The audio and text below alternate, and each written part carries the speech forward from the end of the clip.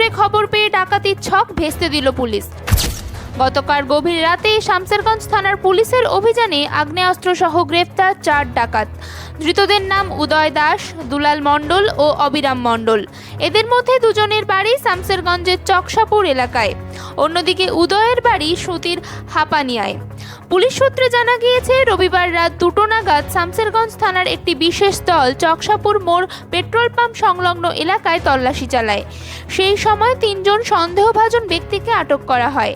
তাদের কাছ থেকে উদ্ধার হয়েছে একটি অনসাটার আগ্নেয়াস্ত্র, একটি হাসুয়া এবং 2টি লোহার রড বলে দাবি পুলিশের। প্রাথমিক তদন্তে পুলিশের অনুমান ওই 3 জন ডাকাতির উদ্দেশ্যেই জড়ো হয়েছিল। পুলিশের তৎপরতায় সেই ছক ভেস্তে যায়।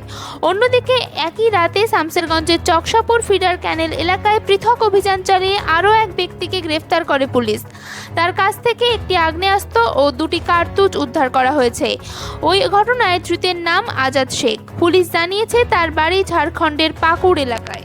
ঈদ আর বিয়ের কেনাকাটা সবার প্রথম পছন্দ সুনিতা। মাত্র 10,000 টাকার কেনাকাটায় নিশ্চিত উপহার। প্রতিদিন খোলা, হোম ডেলিভারিও আছে। আজই চলে আসুন সুনিতা শোরুমে।